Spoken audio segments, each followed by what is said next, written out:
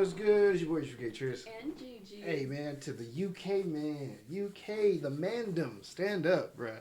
Today we got 7 free things in the UK that cost money in the USA. I wonder. I'm kind of like, it's already going to piss me off, right?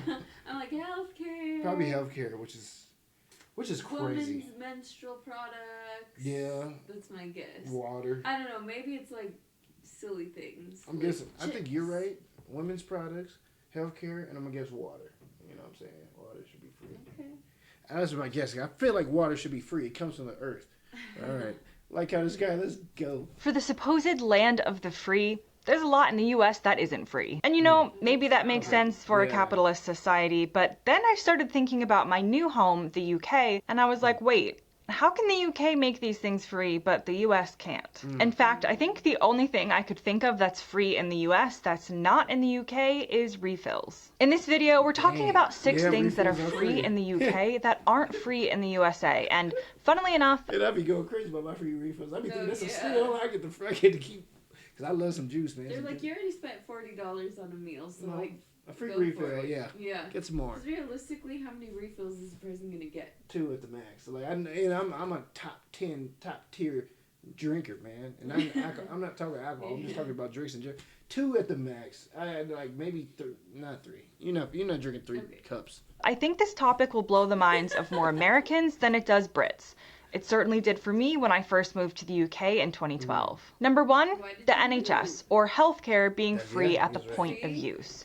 Perhaps the most iconic example of a public service that is free in the UK but not in the USA is the National Health Service. Established in 1948, the NHS was founded on the principle that healthcare should be free at the point of delivery and funded instead by general taxation. This means that UK residents can visit general practitioners, access hospital care, undergo surgery, receive... That's amazing for the UK, but that's sad for us. Yeah. Because it's so many things like that goes on over here.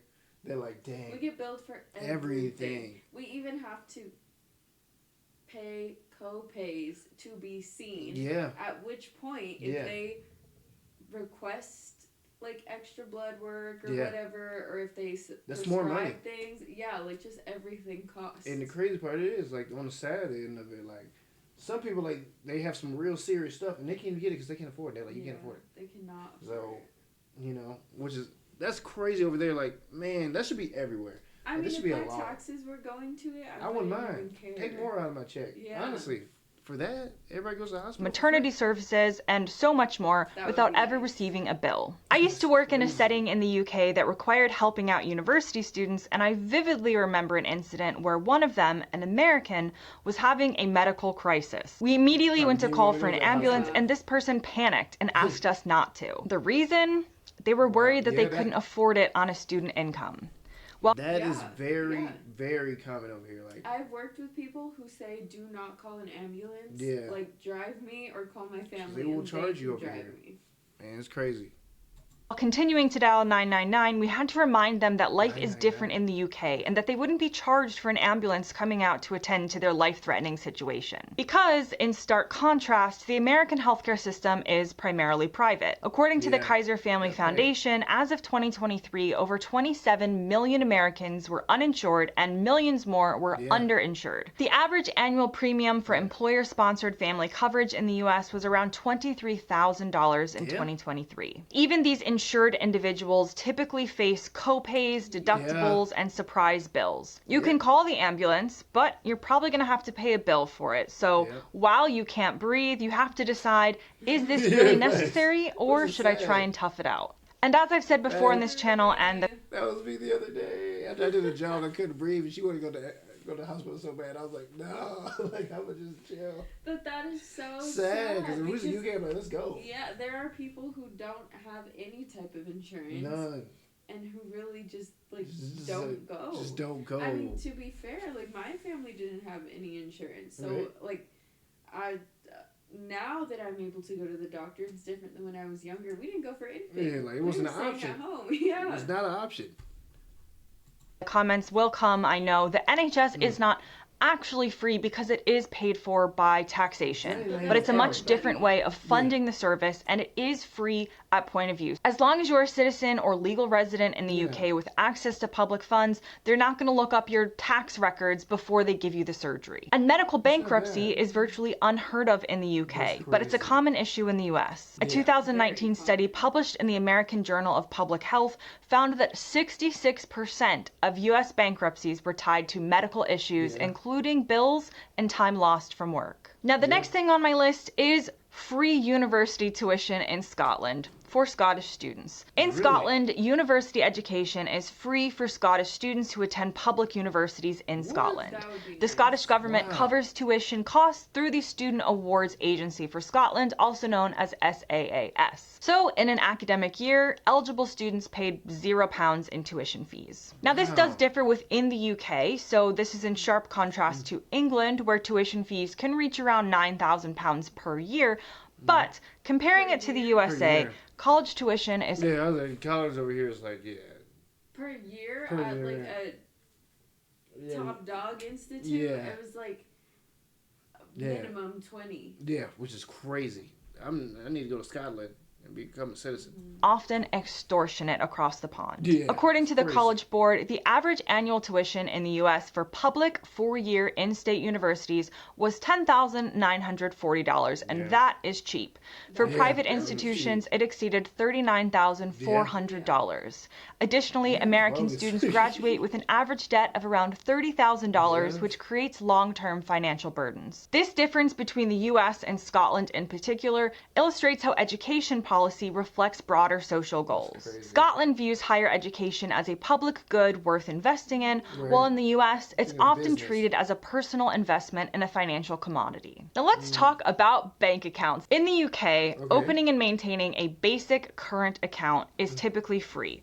Major UK banks such as Barclays, Lloyds, and HSBC offer accounts with no monthly maintenance fees. You can set up direct debits, use debit cards, and access ATMs across the country at no cost. And this is very common. So that's nice. You can go to any ATM and they won't you go to a certain ATM and you don't have that bank, they're going to charge you like $6. Yeah, to just give you your own money. Your own money. Which is crazy. And they're easy to find. These aren't some hidden deal that you have to find when they come around. In contrast, many American banks charge monthly service fees on checking accounts unless the customer maintains a minimum balance. Yeah. I didn't know that. Yeah. I didn't know that. I didn't know that. Yeah. Oh. Yeah, I didn't know that. So what, if you got zero... minimum balances? No, wait. So I just have to have a minimum amount of money in my account? Yeah, for example, mine is $5. If I don't have $5, they charge me, I don't know how much. Which is crazy. So if you don't have $5, we're going to charge you more money? Yeah, because I'm not meeting their requirements. Which is, hey man, we learning something today, America, man. Or sets up direct deposits. So there's all kinds of requirements that you have to fulfill. According to Bankrate's 2023 study on the topic, the average monthly maintenance fee for a non-interest bearing account in the US was $5.14, which amounts to around $60 annually. Overdraft fees in the US also remain steep, with the average fee around $30 per transaction. While some US banks have started offering no-fee accounts, the industry-wide practice of charging for basic banking services is still very common. In this respect, the UK banking system appears to prioritize accessibility and financial inclusion more consistently. Next up is free prescriptions in Scotland, Wales, and Northern Ireland. Prescription charges are another area where some UK residents enjoy a benefit that Americans do not. In Scotland, Wales, and Northern Ireland, all prescriptions are free for residents. This policy... Scotland's the greatest country on the planet. Very nice. That's what I'm learning. All the prescriptions are free. College is free. Yeah. Prescriptions are expensive. This is how the world should be, man. We just did a Mr. Rogers video. I don't know. This is how the world should be. This might be a controversial take. Right. But I feel like America is a popularity contest. It's a business. America is a business. That's all they care about is business. You know what I'm saying? We getting deep. Comment down below what you think. But I think America's a business. If they can make money off of they're it, gonna come for us in the comments. It is a business though. The hospitals are a business, right? The colleges are a business. They're all businesses. If they can profit money off of it. Or I guess maybe the better way to say it is America's very focused on individualism. Yeah. What can you do for yourself? Yeah. what can you do for me? And that's what it's all about over here. We're not focused on like the collective. And like if you're watching this from a different country, that's what it's really all about. Like, what can you do for yourself? Can you elevate yourself instead of like, can the whole community elevate? It's like, no, I was like, only you can make it, not everybody. It was introduced in Wales in 2007, Northern Ireland in 2010, and Scotland in 2011, with the goal of removing barriers to medication adherence and public health. In England, prescriptions are not free, but the cost is fixed and is around £9 per item, although many people are exempt, including children, the elderly, pregnant women, and those with certain chronic conditions. This is unheard of in the US. In contrast, prescription costs in the US are highly variable and often excessive. The Commonwealth Fund reported that in 2022, the US had the highest per capita pharmaceutical spending in the world, with the average person spending over $1,200 per year on prescription drugs. The price of insulin in particular has drawn public outrage. While a vial of insulin costs about £25 in the UK, in the US it can cost up to $300. The UK system reflects a public health approach, while the American model is market-driven, with pharmaceutical companies playing a major role in pricing. Now, cultural access is another area where the UK excels in providing free resources. Major national museums in the UK, including the British Museum, the National Gallery, the Natural History Museum, the Museum of Scotland, the list goes on, they offer free general admission. While they may I mean, I'm so jealous. I'm so jealous. I actually really love the museum, guys, but it's like $35 per ticket? That's what I'm saying. That's why we don't go as much. So for a family of 3, that's $75. Somebody at my job was just talking about how they got the family plan for the museum, and now I'm hearing this when they pay monthly, so they can keep going. You can go in there for free. That's how it should be. I'm doing the math in my head. It's not 70. 35 with 3 people. Yeah, that's way more than 70. Yeah. But that's how it should be. It should be free. Man, this is crazy. Suggest or ask for donations or charge for special exhibitions, the core collections are open to the public at no cost. By contrast, many leading museums in the US charge entrance fees. For example, admission to the Museum of Modern Art in New York is $25. The Field Museum in Chicago charges $30 for adults. While some American museums do have the occasional free days, these are exceptions typically rather than the norm. And last summer, for free days, you have to pay. It's like a queue.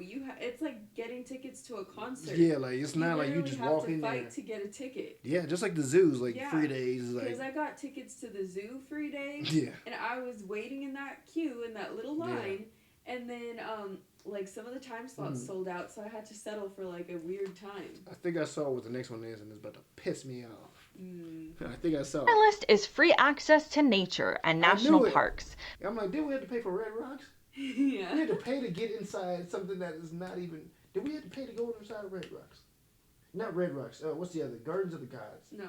You don't have to pay for Gardens of the Gods? Okay, so we're good then. But there are some that you have to pay for, and like, I don't know if it's dependent upon state, but in Colorado, they ask if you want to pay an extra, like, $50 when you're getting your tags or something, and they can put it on your license so that whenever you show your ID, you don't pay at the national park. Because you've already paid for it. You're paying for it every year. Right. But if you don't do that, then you have to pay when you go up to the park. Okay. Does that make sense? Yeah. The UK's 15 national parks, including the Lake District and Snowdonia, are open to the public free of charge. There may be parking or facility fees, but there's no general admission charge. You can just go in and enjoy the national park. And enjoy the This policy underscores the idea that nature should be freely accessible to everyone.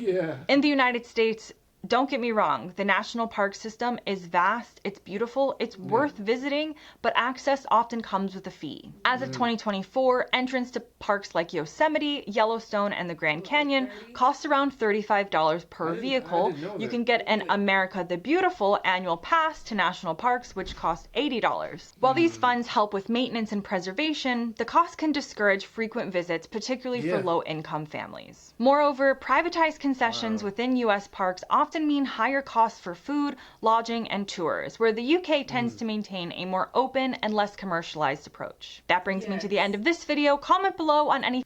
Hey, shout outs to her for giving us this information. That was very interesting. I think Also very sad. Yeah, very sad for us, but very interesting to hear that it can be done. The stuff we Yeah. think about is like It's possible. It's possible. Like there are people doing it. There Countries are countries doing it. Like college, that's a big one. College should be Mhm. free, and freaking healthcare. Healthcare is probably number one, and prescriptions too. Yeah. Like, I'll take all these, I please. think if I were to ask for one thing, it would be healthcare. Yeah, healthcare should be number one. Because I think it's just so sad that there are so many people who cannot afford healthcare. Yeah, Or who go for X amount of visits because they're like, I have enough money for 3 visits, Yeah. so hopefully we can figure it out within that time. yeah. There's so many people that need help who can't get it because they can't afford it, so they just kind of just go with it. So yeah, man, it's crazy, man. Yeah. Let us know what y'all want to check out next. If you want me to check out more of her videos, it seems like she got a lot of Yeah, them. she's very Very information. engaging Yeah. too. She's good. So let us know, man. It's your boy Tristan. And Gigi. Hey.